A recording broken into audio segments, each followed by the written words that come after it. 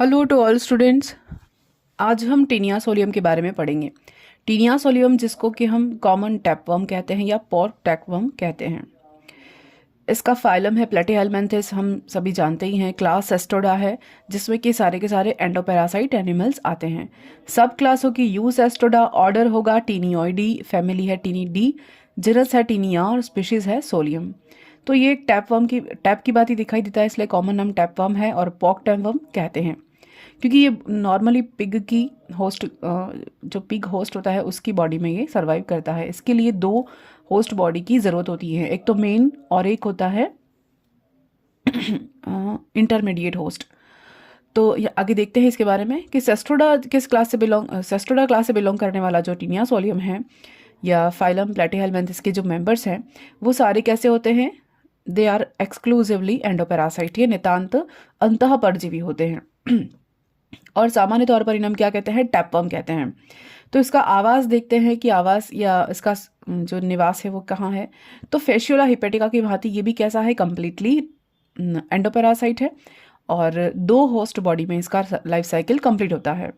Adult dwell as internal parasite in the small intestine of the man, यानी मानव की जो छोटी आंत होती है स्मॉल इंटेस्टाइन, वहाँ पर वयस्क मानव के अंदर ये अंतः परजीवी की तरह रहता है। हु आर प्राइमरी और फाइनल होस्ट, यानी मेन या जो वयस्क मानव है वो इसका प्राथमिक परपोषी होता है या अंतिम परपोषी कहा जाता है। और टीनिया हैज़ नो माउथ और digestive cavity but absorb the host digestive food. तो अब देखिए यहाँ पर जो टीनिया सोलियम है वो इसके फैमिली के यानी कि इसके फाइलम के प्लेटीहेलमिन्थेस के ही दो अदर क्लासेस हैं जैसे कि ट्रिमेटोडा और टर्बिलेरिया। तो इन दोनों से ये डिफर करेगा एक ही बात पर कि दोनों में डाइजेस्टिव ट्रैक होता है, लेकिन टीनिया सोलियम में डाइजेस्टिव ट्रैक नहीं होता है, एलिमेंट्री कैनल का अभाव होता है। क्यों? क्योंकि ये एंडोपैरासाइट है, अंतः परजीवी है, इसीलिए यहाँ पर डाइजेस्टिव सिस्टम की आवश्यकता ही नहीं है, इसीलिए यहाँ पर ये प्रेजेंट भी नहीं होता है। तो इनमें क्या नहीं होता? माउथ नहीं होता। इनमें क्या नहीं होता? डाइजेस्टिव कैविटी नहीं होती है। लेकिन ये क्या करता है? अपना फूड है वो होस्ट के डाइजेस्टिव ट्रैक से अपना फूड एब्जॉर्ब कर लेता है यानी कि जो डाइजेस्टेड फूड, पचा पचाया भोजन है, उसको ये अवशोषित करता है। The larva stage occur in the tissue of secondary और intermediate host which is usually pig और समटाइम्स डॉग एंड शिप। तो जो लार्वा अवस्था है वो कहाँ रहती है? सेकेंडरी होस्ट या इंटरमीडिएट होस्ट के अंदर रहती है, जो कि पिग होता है। नॉर्मली तो पिग होता है, लेकिन कभी कभी डॉग या शिप हो सकता है। तो टीनिया सोलियम का मेन परपोषी या मुख्य परपोषी कौन है? मानव की स्मॉल इंटेस्टाइन। और इंटरमीडिएट और सेकेंडरी होस्ट कौन है? पिग, इसलिए इसको पॉर्क टैपवर्म कहते हैं। तो पिग के जो फ्लैश होता है उसको पॉर्क बोलते हैं। तो ये डिजीज, इससे होने वाली टीनियसिस जो डिजीज होती है ना, वो भी किसी से होती है? पॉर्क के कच्चा मांस या पिग के कच्चा मांस खाने से ये डिजीज होती है, टीनियसिस। आगे देखेंगे इसके बारे में। तो हमने क्या देखा अभी तक? पॉर्क टैपवर्म या टीनिया सोलियम जो है वो कौन है? सेस्टोडा क्लास से बिलोंग कर रहा है, जिसमें सारे के सारे एंडोपैरासाइट आते हैं। दूसरा उसका हैबिटेट देखा। हैबिटेट क्या है? ये मानव की छोटी आंत में रहता है, जो कि इसका मुख्य परपोषी कहा जाता है। और इसकी लार्वा अवस्था है वो सेकेंडरी होस्ट बॉडी यानी कि पिग की बॉडी में रहता है, जिसको हम इंटरमीडिएट होस्ट बॉडी भी कहते हैं। तो दो होस्ट बॉडी के अंदर इसका जो जीवन है वो पूरा कंप्लीट होता है, यानी इसके जीवन को कंप्लीट करने के लिए दो परपोषियों की आवश्यकता पड़ती है। फिर टीनिया कैसा है? कॉस्मोपॉलिटन, यानी कि सर्वव्यापी, विश्वव्यापी है, सब जगह आपको मिल जाएगा।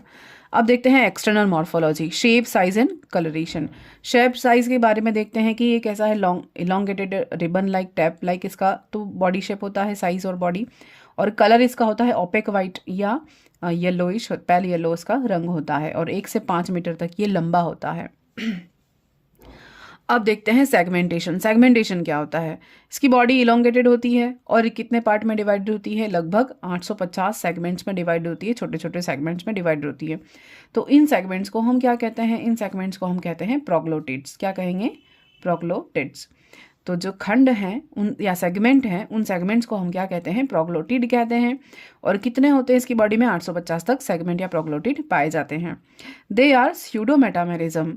ये कैसे होते हैं, स्यूडो मेटामेरिज्म, यानी कि मेटामेरिकली डिफ्रेंशिएट नहीं होते हैं, प्योरली डिफ्रेंशिएट नहीं होते, मेटामेरिकली प्योरली डिफ्रेंशिएट नहीं होते हैं, यानी कि अखंडित शरीर होता है या आभासी खंडित शरीर होता है, वास्तविक रूप से खंडीभवन नहीं पाया जाता, जैसा कि एनिलिडा के मेंबर्स में पाया जाता है।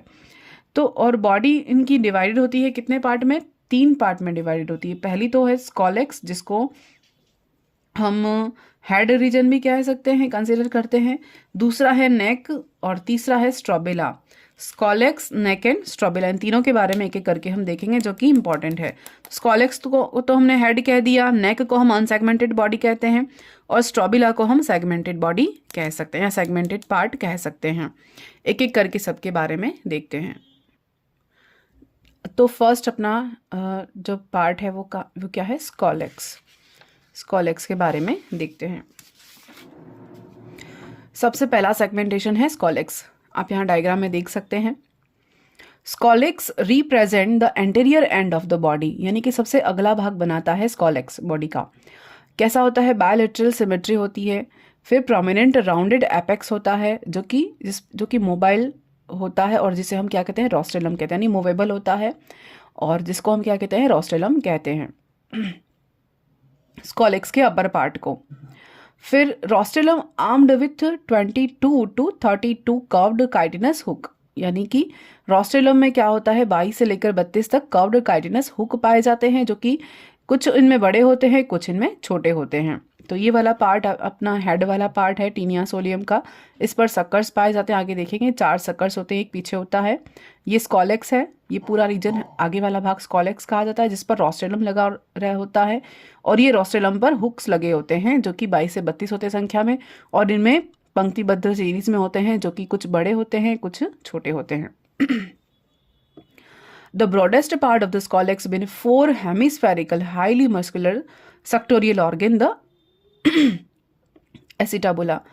तो स्कॉलेक्स के सबसे ब्रॉडेस्ट पार्ट जो होता है, जो कि हेमीस्फेरिकल होता है और मस्कुलर ऑर्गन होता है, 4 हेमीस्फेरिकल ये बनाते हैं जो कि एसिटाबुला कहे जाते हैं। The scolex with the help of hooks and suckers lies in the host internal mucosa, यानी कि स्कॉलेक्स पर जो हुक्स होते हैं उन हुक्स की सहायता से और सकर्स की सहायता से ये होस्ट की इंटेस्टाइन में आसानी से उनकी म्यूकोसा में ये फिक्स रहता है, एडहेस रहता है, यानी चिपका हुआ रहता है, उन्हें पकड़ के रखा रहता है और providing firm adhesion to the body against the loosening action of peristaltic movement of the host intestine, यानी कि जो होस्ट बॉडी है उसकी इंटेस्टाइन में पेरिस्टाल्टिक मूवमेंट होते रहते हैं, तो उस पेरिस्टाल्टिक मूवमेंट से इसे कोई हार्म ना पहुंचे, यानी कि इसका जो एडहेशन है या इसका ग्रास्पिंग पावर है वो कम ना हो जाए, इसकी पकड़ ढीली ना पड़ जाए।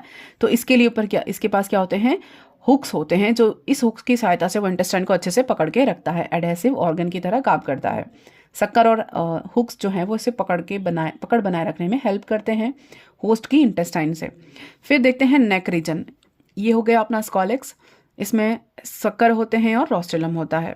अब है नेक रीजन, ये वाला रीजन, नेक रीजन देखते हैं। नेक में क्या होता है, well defined short narrow unsegmented region behind scolex. Scolex के पीछे वाला जो पार्ट है वो कैसा होता है, वेल डिफाइंड होता है, छोटा है, नैरो है, अनसेगमेंटेड रीजन होता है, यानी अनसेगमेंटेड कह दिया हमने, यानी कि इनमें कोई खंडी भवन नहीं पाया जाता। तो अब 3 पार्ट में हमने बॉडी डिवाइड की है। ये अगर हेड इसका देखें तो ये नेक वाला रीजन है, तो यहाँ सेगमेंटेशन नहीं होता, यानी कि खंडी भवन नहीं होता, अनसेगमेंटेड पार्ट कहा है। Variously termed the budding zone, growth zone, area of proliferation and area of segmentation, यानी कि हम इसको क्या क्या कह सकते हैं, बडिंग जोन भी कह सकते हैं जहाँ से नए खंडों की शुरुआत होती है, ग्रोथ जोन कहते हैं क्योंकि यहाँ वृद्धि प्रावस्था है, एरिया ऑफ प्रोलिफरेशन कहते हैं यानी कि प्रचुरोद्भवन कहते हैं, प्रचुरोद्भवन का क्षेत्र, यानी कि यहाँ से नए सेगमेंट्स बनना शुरू होता है, एंड एरिया ऑफ सेगमेंटेशन यानी खंडी भवन की प्रक्रिया शुरू होती है। तो अलग अलग टर्म से इसको हम डिफाइन कर सकते हैं। Proglottids continuing strobila are budded off and pushed backward. Proglottids जो होते हैं वो कंटिन्यूइंग जो आगे बढ़ते रहते हैं, यानी कि यहाँ से यहाँ तो सेगमेंटेशन नहीं है, लेकिन धीरे धीरे यहाँ से सेगमेंटेशन शुरू होगा। और जब शुरू होता है तो जो बैक साइड वाला पार्ट है, पोस्टीरियर पार्ट है, उसको क्या कहते हैं, स्ट्रोबिला कहते हैं, जहाँ पर जो धीरे धीरे खंड आगे की ओर धक्का लगाते हुए बढ़ते जाते हैं, ग्रो करते जाते हैं। इसी रीजन से ग्रो होता है। ये खुद ऑन सेगमेंटेड होता है, लेकिन सेगमेंटेशन को फॉर्मेशन करता रहता है। तो पीछे की ओर क्या होते जाते हैं, स्ट्रोबिला का फॉर्मेशन होता रहता है। यहाँ पर आप सकर्स देख सकते हैं। अब देखते हैं next, strobila forms the main bulk of body, यानी कि बॉडी का लगभग मैक्सिमम पार्ट किसका बना होता है, स्ट्रोबिला का बना होता है। और कंसिस्ट ऑफ 800 to 1000 सेगमेंट और प्रोग्लोटिड्स, यानी कि पूरी बॉडी में स्ट्रोबिला वाले सेगमेंट में कितने खंड होंगे, 800 से लेकर 1000 तक सेगमेंट्स या प्रोग्लोटिड्स होंगे। A proglotid is a unit part of the body enclosing a complete set of genitalia, यानी प्रोग्लोटिड्स क्या होता है, is a unit part of the body, जहाँ पर क्या होगा, जेनिटेलिया के कंप्लीट सेट प्रेजेंट रहते हैं। यानी इन प्रोग्लोटिड्स में क्या होता है, जेनिटेलिया यानी कि मेल और फीमेल दोनों गैमेट्स यहाँ पर फॉर्मेशन होते हैं और यहीं पर रहते हैं स्ट्रोबिला वाले रीजन में। Repetition of proglotid and genital organ is termed proglotization. According to the degree of development, the strobila includes the 3 kinds of proglotid. यानी कि ये जो स्ट्रोबिला वाला रीजन है ये स्वयं भी 3 पार्ट में बटा होता है। ये जो स्ट्रोबिला वाला रीजन है, यानी कि हमने यहाँ देखा ये तो स्कॉलेक्स हो गया, नेक वाला रीजन है। अब स्ट्रोबिला जब शुरू होगा, ये स्ट्रोबिलेशन शुरू हो रहा है ना, यानी खंडी भवन शुरू हो रहा है, तो ये खुद ही 3 पार्ट में बटा होता है। एक तो होता है इमेच्योर, एक होता है मैच्योर और लास्ट होता है gravid. Immature, mature and gravid 3 होते हैं। सबसे पहले आगे वाले खंड क्या कहे जाएंगे, इमेच्योर सेगमेंटेशन होता है, अपरिपक्व खंड होते हैं जिन्हें हम इमेच्योर प्रोग्लोटिड कहते हैं। फिर बीच वाला जो रीजन होता है वो मैच्योर प्रोग्लोटिड यानी परिपक्व खंड होते हैं जिन्हें मैच्योर प्रोग्लोटिड कहते हैं। और लास्ट वाला जो रीजन होते हैं उन्हें हम ग्रेविड्स कहते हैं। तो ग्रेविड्स में क्या होता है, परिपक्व अंड होते हैं यानी फर्टिलाइज्ड एग होते हैं, मैच्योर फर्टिलाइज्ड एग होते हैं, इसलिए इन्हें मैच्योर या ग्रेविड कहते हैं। अब देखते हैं एक एक करके कि जो प्रोग्लोटिड है उसके रिपीटेशन से, यानी कि आगे खंडी भवन हो रहा है, वो बढ़ता ही जा रहा है, प्रोलिफरेशन होते जा रहे हैं। तो हर एक प्रोग्लोटिड में क्या होता है, स्पर्म और ओवा के यानी स्पर्म और ओवा प्रेजेंट रहते हैं, यानी कि गैमेट्स प्रेजेंट रहते हैं। तो गैमेट क्या करेंगे, मैच्योर सेगमेंट में रहेंगे और जैसे जैसे वो मैच्योरेशन होता है तो इनमें क्या होता है, सेल्फ फर्टिलाइजेशन होता है। तो ये तो अपने ही प्रोग्लोटिड के अंदर जो स्पर्म हुआ है वो कभी कभी फ्यूज हो जाते हैं तो फर्टिलाइजेशन हो जाता है, या किसी अपने पास वाले नियरेस्ट प्रोग्लोटिड के स्पर्म जो है वो उसके नियरेस्ट प्रोग्लोटिड के ओवा को फर्टिलाइज कर देते हैं। तो ये क्या करते हैं, एक ही एनिमल की बॉडी के अंदर फर्टिलाइजेशन हो जाता है।